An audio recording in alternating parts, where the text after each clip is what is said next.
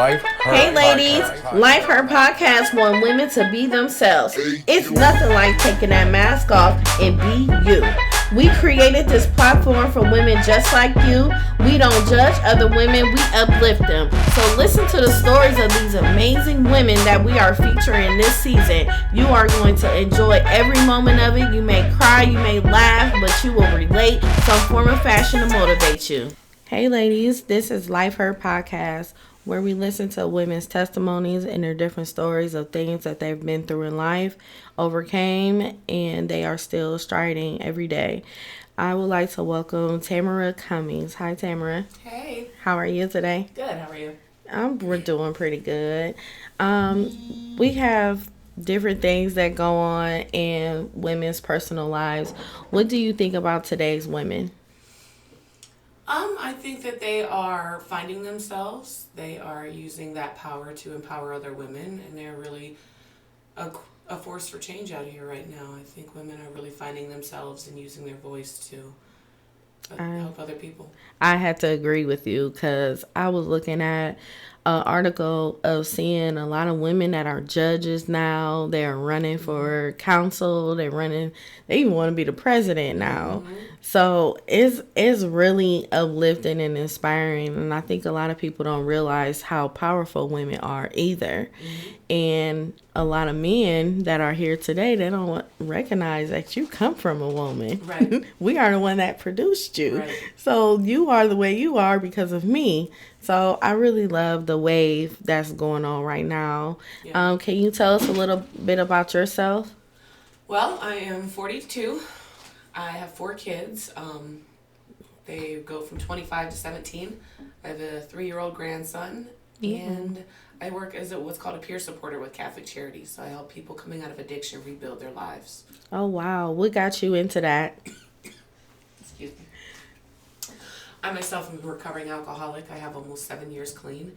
And so once I got out of addiction, I realized I needed to go back in and help other people find their way out. Oh, wow.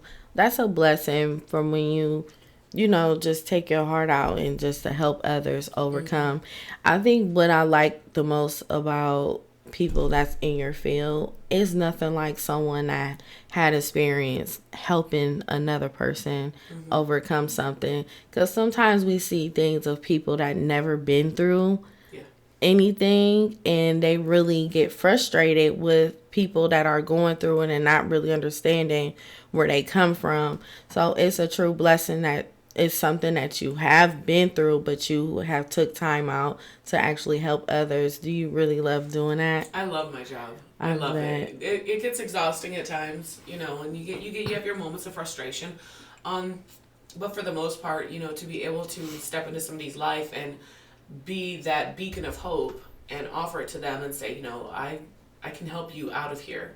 And, they willingly go with you, and they're ready for that change, and you're able to watch them grow and watch them reach their goals and get to that next level. Mm-hmm. It's the most rewarding thing. I've never had a job that makes me cry like this. I cry on a regular basis. I'm just like, I'm so proud of them. Aww. It's good. So as you watching people recover, does it give you like things that play back on your personal life and you be like, God, was I like this, or did I do this? And I know exactly what I was like. Yeah, I don't think it doesn't, as far as like what I went through, it doesn't really play into that. It does help me grow. It does give me a lot of God moments where I'm able to visibly see him working in someone's life. So it doesn't really, I don't have flashbacks or anything like that of, I did that or I did that. Mm-hmm. I tell my story candidly with my clients. Right. Let them know. But I don't recall there ever being a moment where it was like, oh God, that happened to me too. Oh my gosh. Okay. So, yeah. Oh, okay, that's good. So tell us a little about you as far as your childhood. What was it like? Well, I was adopted at the age of 3. I was born into a relatively racist family, and they didn't realize I was mixed when I was born, or until I was born, and my color, mm-hmm. a little bit of it came in. Oh, okay. And so from my understanding, it turned out to be fairly abusive. My grandfather was not pleased that there was a black person in the family now. So at 3, I was given up for adoption, adopted into a family in Firestone Park. There was 5 of us. I was the second oldest. 2 of them were theirs biologically, and then 3 of us were adopted. Okay. So I would say it was a normal childhood. You know, we went on vacations, went camping, rode our bikes, you know, everything like that. But it was something always in me that I never belonged. I never knew where I fit in. Even in that family, it was like, I'm just kind of here, just transplanted, and there's people around me, but I'm alone. What made you feel that void? I think it was just not being grounded in who I was and where I belonged. You know, when you're given up for adoption, you kind of, you're being ripped away from your roots. Right. You know, imagine you have a big, strong tree and you take a branch off and you just kind of throw it in the yard. That branch is just there. Did you go from, you know, of course, your family that gave you up for adoption, were Europeans? Mm-hmm. Okay, so the family that you ended up going to, were they Europeans also? Yes. So was that what made you feel awkward also? Color wasn't an issue, race wasn't an issue. It had not, you know, it wasn't that. That was more of an issue with my peers, because back then there wasn't a lot of mixed kids. Oh, okay. That was a whole nother journey in itself. I think it was just something inside of me that just didn't feel like I belonged. You know, it wasn't anything that anybody did. Mm-hmm. It's just, you know, when you suffer that much trauma at a young age, you don't know how to process it, and it just leads to abandonment issues. Wow. So with you going through that process of feeling that way, did it lead you into another direction in life? Did you find a void, or what? I had a huge void because of it. I mean, I was looking for love wherever I could get it. I was just looking to be accepted. You know, I got to a point where I was too black for the white kids and I was too white for the black kids. You know, they would dub me, my nickname was Little White Girl. To this day, some people still call me Little White Girl because, oh, you talk so proper, look how you act. And I'm like, I don't know how to act any other way. Just being you. Yeah, and then the white kids, you know, I was too black for them. I was just this odd string bean with nappy hair and, you know, skinny weird girl who just doesn't really fit in. So I really never fit in anywhere growing up. Wow. So how was it during middle school? You know, middle school was kind of different from elementary and high school. Yeah, I was a mess. I mean, my grades were decent, but the older I got and the more that I was looking for acceptance and love, of course, I naturally gravitated to men. I think it was 13 when I lost my virginity. I was being made fun of in school for being a virgin, so I was like, well, I'll teach you guys a lesson. I'm not going to be a virgin anymore. Went from being a virgin to a hoe the very next day. It was like, well, I just can't win with you people. Right. And then it eventually ended up to me running away at 14 to be with a man who was 23. And I didn't realize at the time, you know, I'm dating a child molester. Mm-hmm. And, you know, we got a whole another set of stories from there. So when you dated this guy, I mean, where did you meet him at? He used to hang out a couple houses up from us. He was like the Boy Scouts leader, the Boy Scout troop leader. Mm-hmm. And so he used to hang out at one of his scouts' houses. And so I met him, and we told my parents he was 19, and my parents were like, yeah, no, he's not.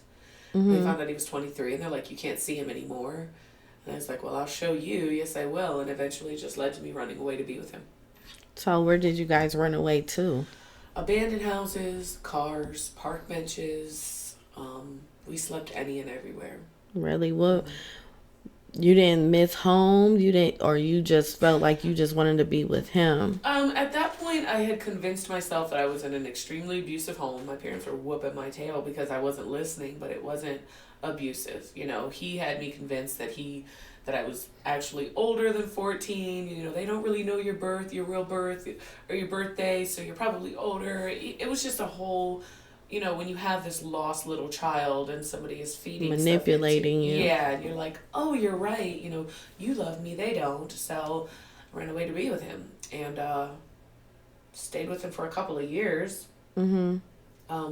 You know, like I said, we were living here to there. My parents were looking for me. They'd find me every so often. And I'd go to Dan Street, go back home, run away again. This just went on 2-3 times until they were finally like, we're done. Like, we're not, you clearly don't want to be here. And so him and I were, we'd find an abandoned house, or I'll never forget the time we were sleeping on a park bench. We had got those silver blankets you can unwrap from Walmart. And we slept on the park bench with it, and I woke up and I let out the biggest burp because I had been swallowing outside air all night. We would sneak into like the Boy Scout camp and sleep in those cabins and tents when nobody was around. I mean, it was bananas. We were homeless. Sleeping in people's cars because they didn't want us in their house. We go. So he didn't feel awkward for being 23, homeless. I guess not. He had a companion to deal with his BS, and I'm just like, yeah, great. This is love. We're in love. Wow. So what got you out of that situation? What made you just leave him alone? And right, so we. Oh my God. All right. So when I was 16, I got pregnant with my son. I cheated on him and got pregnant with my son. He knew there was a high probability it wasn't his baby, but he loved me so he was going to stay with me. My parents had found out through the grapevine that I was pregnant. I was about 6 months pregnant with my son at the time. They were like, we know for a fact you're having sex with her now, because they could never prove it. They always wanted to get him for statutory rape. We know for a fact that you're having sex with her, so we're going to give you 48 hours to marry her, or we're charging you with statutory rape. They went down to the courthouse, signed the papers, and I called their bluff, and I married him. So we got married in his grandfather's living room 2 days later. It was March 17th of 1994. We got married in his grandfather's living room, and we had a bucket of chicken and an Acme cake in the kitchen. That was our reception, right? I had on a blue dress. He had on a Carl Kanai pair of shorts and a Blue Devils t-shirt, and the aisle was in between the couches. I had invited like 3 or 4 friends, and they're sitting on the couch, and I come walking down the aisle, and I'm laughing, I'm cracking up, like, what is this? Like, is this really happening? And I'm laughing all the way up to the aisle, and the preacher's going through the vows, and I'm still cracking up. And then he was like, do you take this man for the rest of your life? And I stopped laughing, and I looked at him, and I was thinking, I don't want to be with you for another minute. Like, wow. I don't like you. And then I look over at my guests, and in my 16-year-old mind, I thought, if I say no, they're not going to get any chicken or cake, and they're going to be so mad that they came here and they don't get any chicken or cake. And so I looked at him, I was like, I do. And I'm like, my stomach dropped. I was like, oh, my God, what am I doing?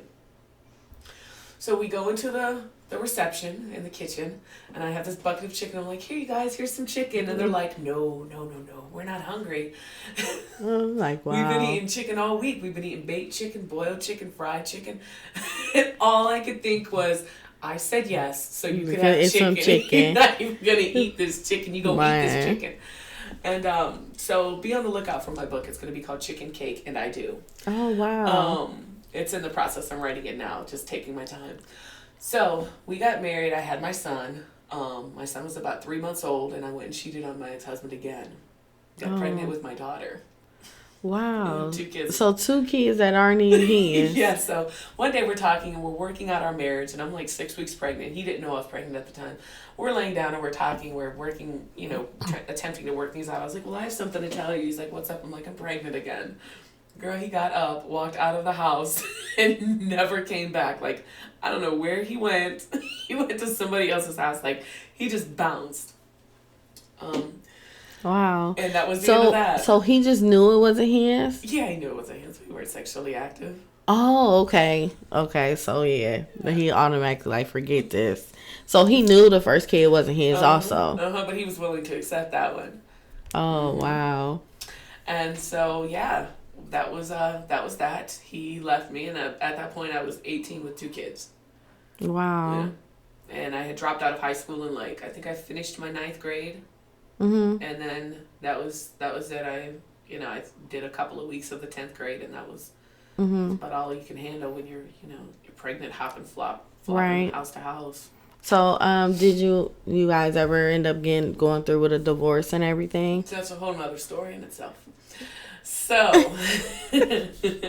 all right. So, we still remain in contact throughout this. But at that point, my son, at about 1, my son was about 1, and I realized I couldn't do it with 2 kids. So I asked him if my son could live with him, and I was taking care of my daughter. I was living with a friend at that point.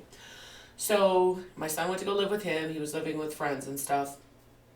And about 6 months to a year later, the divorce was finalized, and we ended up with shared parenting. He was the custodial parent, or the main caregiver for my son, and I kept my daughter with me, and I was granted visitation. So about a year into this, I'm picking up my son every weekend, and we're just following the standard visitation. Mm-hmm. I drop him off one weekend. My son was 3 at the time.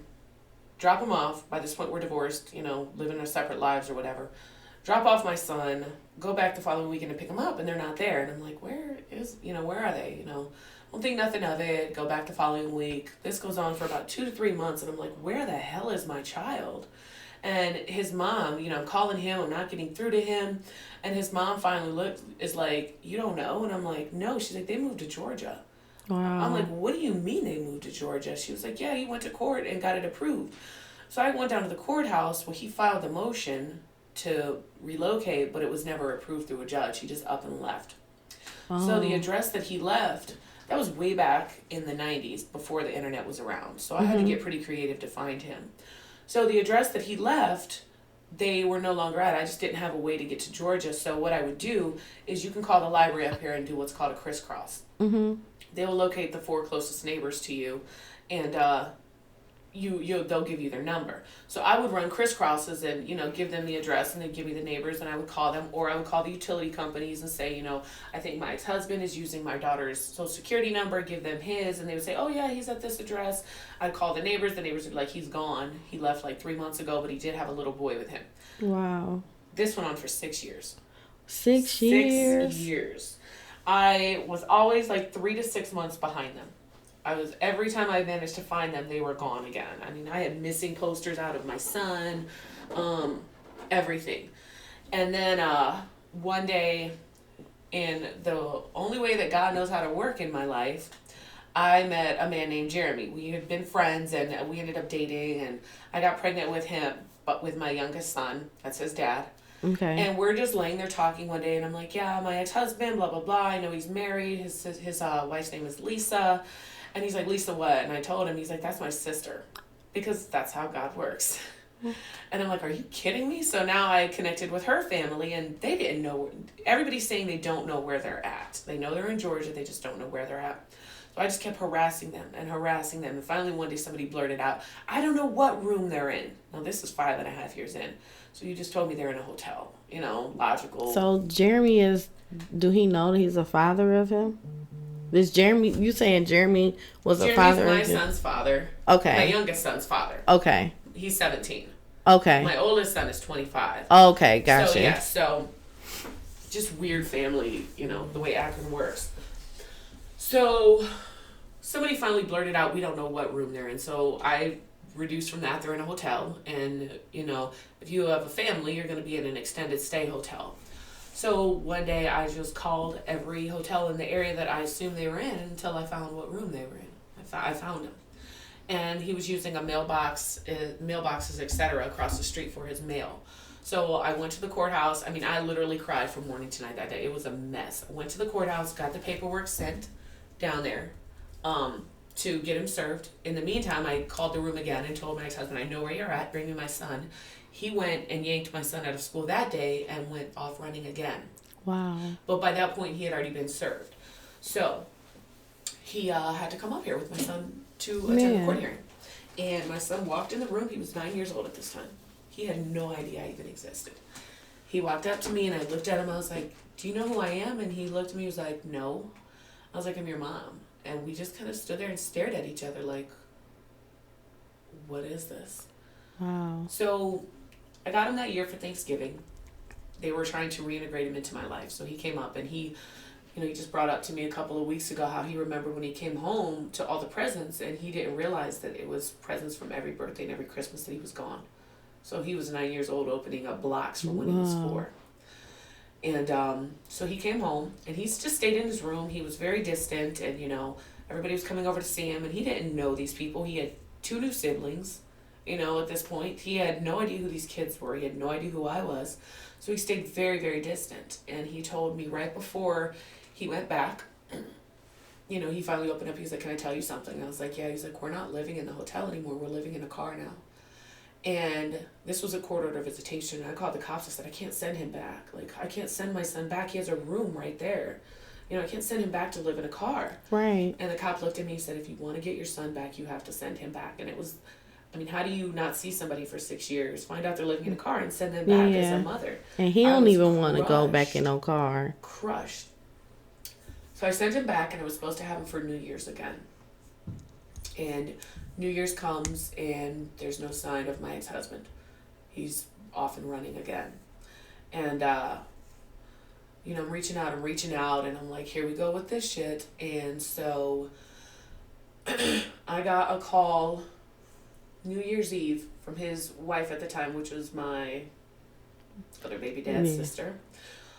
She said, he was drunk, he's in jail, he was in an accident with your son. I have him, and I'm going to send him to you. So at the time, I was working as an exotic dancer, and honey, I stripped my tail off to get the money for the plane ticket for my son to come up here, right? Mm-hmm. So he was supposed to come up here like 2 to 3 days later. Well, my ex-husband got wind of what was happening and told his sister to go pick up my son, and his sister took off with my son. Wow. My son did not get up here until January 9th of the following year. We went to court. The court ordered me through all of this, ordered me full custody, him no visitation. They asked me if I wanted to file charges on him. I said I just want my son back. Throughout all of this, I was picking up an addiction. I was dealing with alcohol and cocaine. I went to court to get custody of my son high on meth. I hadn't been asleep for like 2 days. Because you're just going through the pain. Yeah. So, you know, through all of this, like I said, I'm picking up the addiction. I'm still stripping. I've got, you know, these kids, and my son's home now. And he was mad. He was very resentful. He didn't know who, you know, he still didn't know who we were. Right. You know what I'm saying? He spent a week with us. He didn't know us. My ex-husband kind of dipped off into oblivion, you know, didn't really hear from him much anymore. And I raised my son, and, you know, it took a long time for us to rebuild a relationship. Like, I didn't know him. He didn't know me. We were both very, very angry. So he's home, and life is going on. My addiction is kicking up. CSB's getting involved, taking the kids. I'm getting them back. Taking the kids. I'm getting them back. And so that's... It's like he couldn't win for losing either. Yeah. At that moment. Mm-hmm. So what got you into stripping? What made you start doing that? It was, you know, fast, easy money. I was 18 when I started. I was living in the Rosemary. Got my first apartment in the Rosemary. And I don't know what made me say one day, like, "Ooh, this is it for me." But I went, and I made a couple $100, and I was like, "Well, shoot, this is way better than any other job I'm going to get."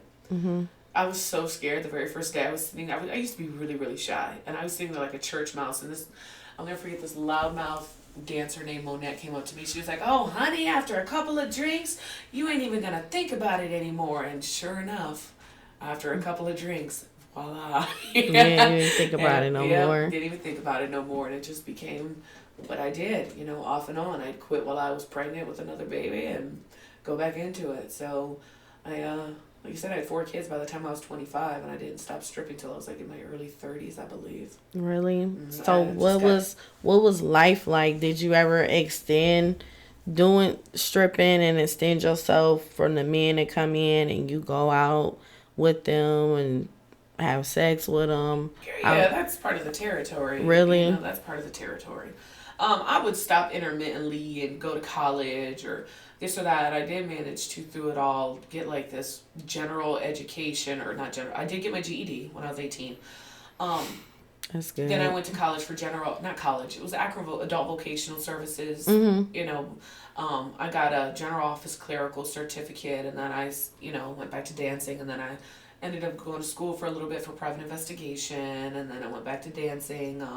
So I did stop intermittently and you know, live a quote unquote normal life. It wasn't just like a long string of it.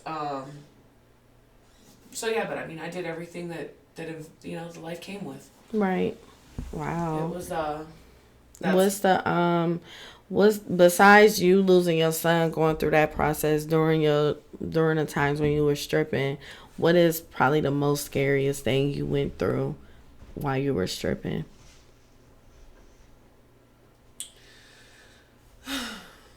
I would say I mean, there's some things I can't talk about because it would just put other people's freedom in jeopardy. There was an instance when I first started dancing, when I still lived in the Rosemary. There were these guys, and we used to always have guys around us. We were always hanging out with different men, and they asked me if I wanted to go hang out, and I was like, sure. And I ended up at the hotel up in Arlington, the Red Roof Inn, and the one guy, him and I had sex, and there was a double bedded side, double beds in the room. Mm-hmm. And him and I had sex, and all of a sudden his friend pops up from next to the bed, and he's like, I got your clothes. If you don't have sex with me, I'm going to throw them on the roof. And I'm like, I need my clothes. And I'm standing there in a towel thinking I just need to run out because I'm surrounded by men. There was like 3 men in the room expecting me to have sex with them. So one said, if you have sex with me, I'll give you your clothes back. The other one said, I'll get you home. Like, it was just really disgusting, what they did. And when I told them no, somebody pulled out a video camera and they started ripping off the towel, and it was pretty traumatic to get out of that room. And then a whole situation happened after that. One of them is no longer alive, but that we I went through a lot with dealing with men. Men are disgusting. Mm-hmm. Men are absolutely disgusting. I was going to ask you, what's your point of view on men? They when you don't give them what they want, they take it and they take advantage of you. Well, how does that carry on until now? Like, since you're recovered, you've been drug free and everything. How does that go as far as now that you're older? Do you plan on dating, or do you find yourself wanting to get married and find that ideal person? It comes and goes. Some days I do wonder if there's a match out there for me, and I some days I long for that. Mm-hmm. And then other days I'm like, there's no way in hell I want anybody in my space. Some days I'm like, I want to date somebody nice, and other days it's like, I'm going to date 4 or 5 people and get them for what I can and just bounce out. Right. I actually started trauma counseling because I'm like, this is not a healthy way to do this. Mm-hmm. But it's almost like, I'm going to give you guys what you gave me, a broken heart. Yeah. And you become numb, mm-hmm. basically. Yeah, it's your turn to suffer now. So it's almost like I'm heartless a little bit, Right. So how is your relationship now with your children? Good. That's good. Yeah. So my son is out in New Jersey with he has his own baby now. So That's my grandson. So I'm out there like every 6 weeks to 2 months. Okay. We just helped them move last weekend, and so we it's an ongoing rebuilding because there was a lot of anger on his part. Mm-hmm. And for me, I was kind of, I guess, oblivious to the pain that I caused them because I was dealing with my own. I mean, I had brought a lot of abusive men into their lives. They had to watch me get beat up. They had me put in the hospital. So, they lived through all of that trauma, and I never really looked at what they went through. It was always about what I went through. So, Mm-hmm. we have a good relationship. It's been a lot of repairing. I can't do anything to take it back. The only thing I can do is, be a better mom moving forward and try to be there for you and understand that what you went through sucked. That's one thing I've learned is I can't negate what you went through. That's not fair for me to say, oh, you had a good life. Remember when we went to the county fair and we went and yeah. I can't do that to them. So, I listen and I, it sucks and I go away and I cry and, I try to process it. Like, what did I do to my kids? I'm thankful that they're still around, I was never abusive as a mother. I would call it more neglectful, Mm-hmm. You can't be very present when you're out for 2 or 3 days and, then you sleep for 2 days and, you've got toddlers running around and, But, you, even though you went through that process, it's to a point where you were never recovered as a child. Mm-hmm. So you were dealing with so much hurt and pain, and you was just taking life day by day. Mm-hmm. However, okay, today is a new day. However this day go, that's just how it's going to go. So it seemed like you just lived like that because you were so used to so much pain. Mm-hmm. And it was like you didn't know what direction to go into. You didn't have no form of mentors or nothing, did you? Yeah. And nobody really there for you. Yeah, so dealing with that's hard. in so many ways. I commend you on your today's progress because it takes a lot. And then also the fact that you're getting help and you're seeking help still until this day. A lot of people won't even admit that. And a lot of people wouldn't even seek the help that they really need. Because it's going to take time. You know, it's always going to take time. But the fact of you recognizing it, that's the huge step right there. Because no one can really recognize their faults. It was hard to, you know, because I'm so giving, you know. I just naturally love people. I'm very empathetic, and I can almost like look at a picture and feel somebody's pain, and it just like cracks me. I'm like, oh my God. So I'm always, you know, reaching out to just love other people. You know, but I find myself in certain circumstances where I'm just lashing out with hate. And I'm like, where is this coming from? What is this? You know, I don't like this part of me. I don't like, you know, so there was a lot to get me to the point where it's like, all right, I got to do something for me. I've got to, you know, help me figure this out, because it's going to be the same way. 10 years from now, I'm going to be the same person. And I like me, you know, I really do, but I'm not the best version of me. Right. And there's plenty of room to become that too. But like I said, just you recognizing it takes a lot. I think it's more or less you like to see so many other people happy, and because you've been through so much. So it's like you just keep pouring into people, but you need people pouring into you also with love and not ulterior motive or anything like that. You just need the same love back. It's like you treat people the way you really want to be treated. If people really notice that, they will understand you a lot better. Yeah, that's exactly what it is. Because I was just thinking the other day, like, I wonder if anybody's ever going to do for me what I do for others. And I don't do it for something back, but, you know, I don't do it for things in return, because I just genuinely like helping people get to where they want to go. But, you know, you look back and it's like... Yeah. And it's crazy because I be feeling the same way too. And I be like, dang, I'm so good to people. Like when somebody is, but it's like I done got to a point where I become numb. And it's like now I really don't expect people to treat me the way I treat them, because that's just a form. I guess that's how God created me to be here. Well, you get resentful, and then next thing you know, you're holding resentment towards them. And, you know, you're laughing at them on social media like, ha, you got your heart broke again. Yeah. You know, and I'm like, ew, no, I don't want to, you know, that's not. Yeah, you just want to be, you know, just content, happy, steady, healthy, mentally, you know. So it's a lot, and so it's good that you just taking the process steps to get better. Yeah. It's going to take time. It's going to take time. We got a whole Pandora's box to open up. We got segments of life that are like, okay, let's process this part. So I'm ready for it, though. I'm at a place where, you know, I'm ready for it. I'm trying to make me a priority. And it's hard with the nature of my work and my life and stuff. And, you know, I said that a couple weeks ago. I said, I'm going to make me a priority.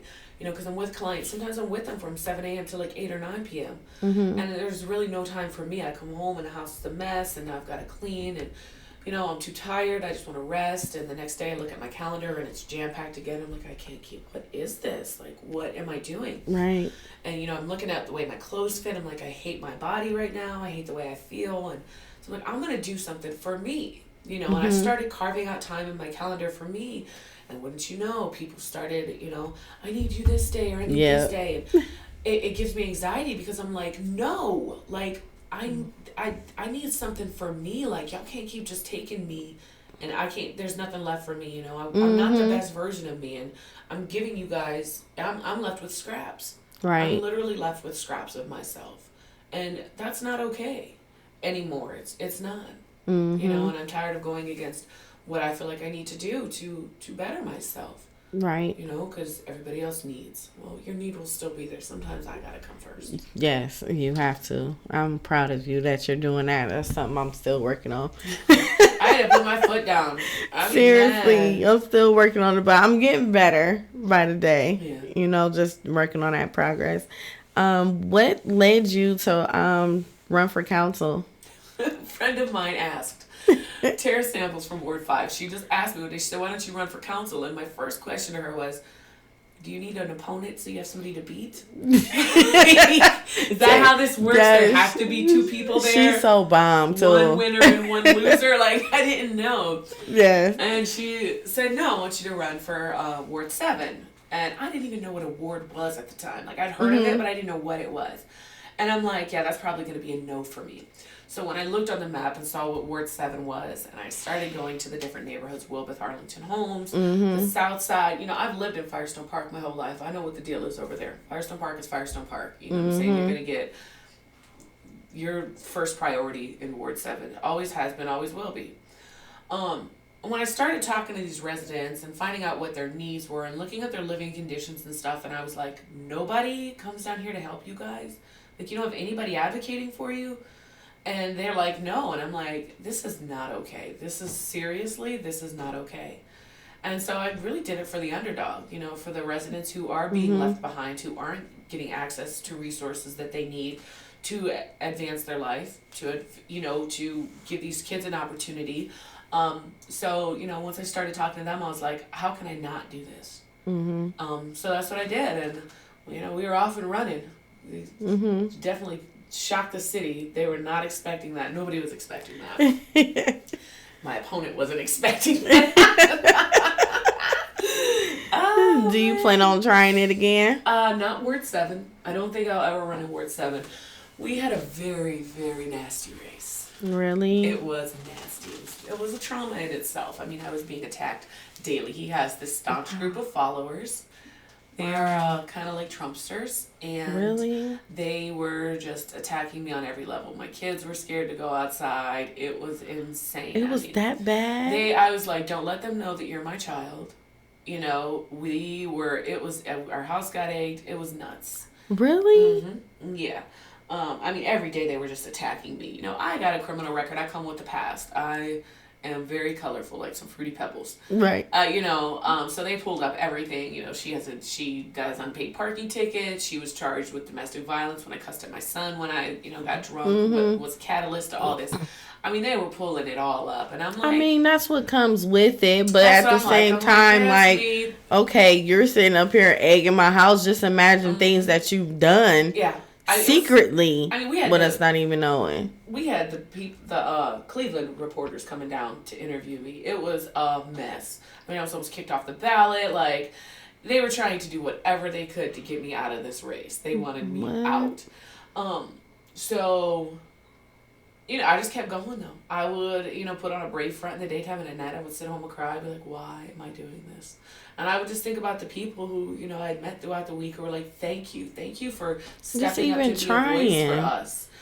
And so I just kept going for them. It wasn't about me anymore at all. You know, honestly, I didn't even care if I won or not. I'm like, I'm living my life. You know, my bills are paid. I got my job. I got my career. I'm good. You know, I'm doing this for y'all. And so that's how I ran with that. So I don't know if I ever run again. It will probably be for at large. Okay. Yeah. But I don't know, because I mean, we'll see how effective, you know, what we can get done with this work that we're getting ready to do the beginning of next year. What we can get done with that. I may just stick with that because, you know, I've built some connections, and hopefully I have some people that will help, you know, really open the doors that need to be open to make this successful, what we plan on doing in the community next year. Yes, and you know, success comes with pain.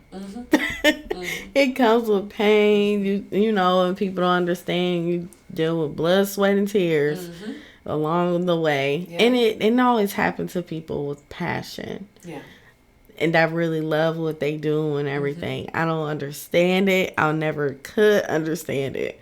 Like, why do we go through so much? Right. Trying to help the next person. Yeah. Trying to literally help the next person. Yes. It's like when you do good, it's like, dang. So if I do evilness, it's like, it seems like people with evilness get blessed so much. Don't it?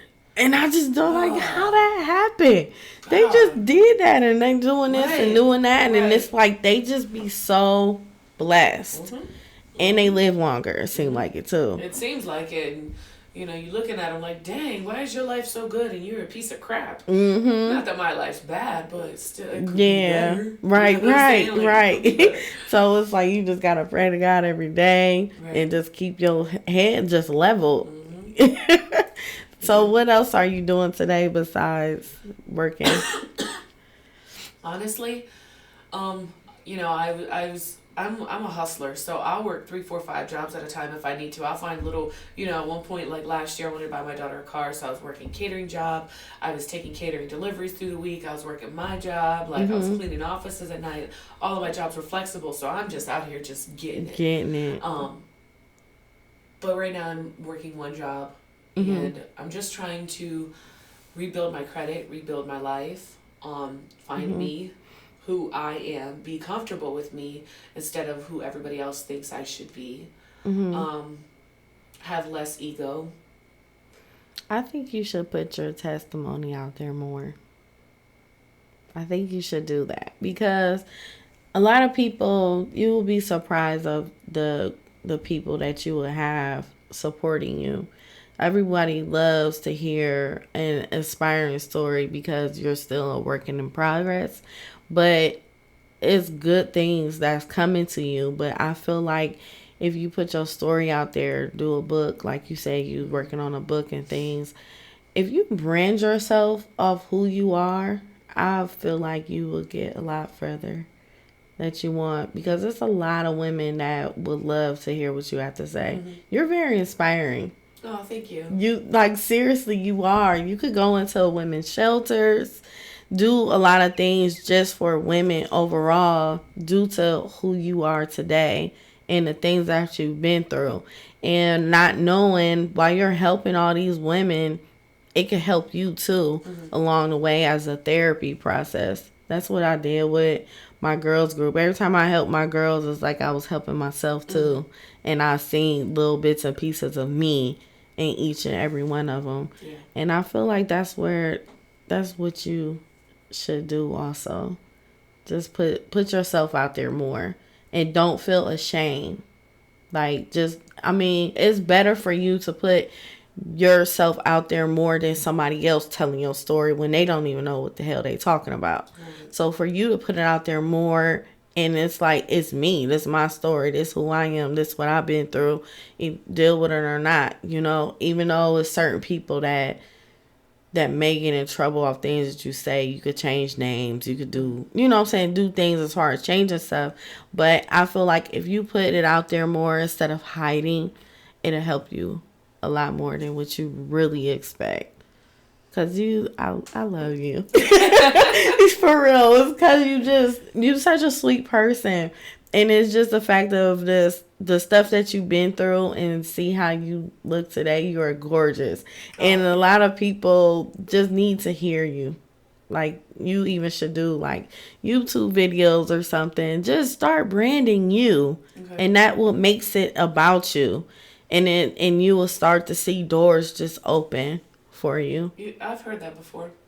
Yes. You're like the second or third time I've heard that in the last few years. Seriously, you need to. You don't, girl, listen, I'll help you. Because, like, I just love that. You know what I'm saying? Just see women that just get to that point. Like, look, this is what I'm about to do. Either you like it or not. You know, and then your kids can even help you with your testimony. You know, that you guys have a good relationship now. That's even better. You know? And a lot of people don't have that. Yeah. So, I mean, you can help so many people in so many ways. You don't even know it. I think it's just because I just specifically focus on the addiction part of it. I don't really, you know, I talk about it. You know, every so often people will catch a post, you know, and something will click and I'll be like, I feel like I'm led to share that right now. But it doesn't happen like, you know, maybe 2-3 times a year I'll do it. And I'll just be like, oh, you know, I remember this situation. And people are like, is that really for real? I'm like, you can't make it up. Like, I didn't make this stuff up. You know, this is what really happened. I just have never, I don't want to do it from a place of ego. Like, no, you know, I definitely don't want to do that. You can't even think like that because it's not that you're doing a place of ego. You're doing it at a place for you to heal. You know, because you have a lot of things that you want to say. Even though you share bits and pieces, that's what brought me even more to notice you also. I already knew that you were running for council and everything like that. I thought that was just so dope. Because, you know, we need more women in those seats. We really, really do. But I had saw your story about the truck. That's of the situation that you went through with that. So it's like it's there. You just gotta do it. Even if you just recording yourself every day or something, just doing short videos or something. It's a way that you can do it. Okay. But when you're ready, you can come to me. I'll help you. Okay. For sure. I promise you that. Okay. Because it's a lot of work. I just be wanting women to just get out there more. I mean, other women doing it. You got women every day. Some of them feel like showing they butt and showing their breasts and stuff. You know, it's avoiding them for doing that. They're doing that for a reason. You know, so it's just we need to put more awareness out there on why we do what we do as a woman. Because I just feel like a lot of actions of women is deeper than what they're doing right there. And people just don't get it. They just automatically want to put them down. Yeah. Put that label on them. Oh, yeah. Oh, that's it. Yeah. Not looking at the trauma that's behind it. Yes. It has to be trauma behind it. A lot of women aren't comfortable how they look, how their body is. They want to get surgery and then the surgery don't go right. It's a lot of things that women as a whole go through. And the way you feel about men, a lot of men makes us feel that way also. They play a huge part of it. I even did research on seeing that like majority of women, most women in prison is because of a man. Either killing them, selling drugs, just anything. It has to do with a man. So we just really have to bring more awareness, and I feel like you'll be a good advocate for it.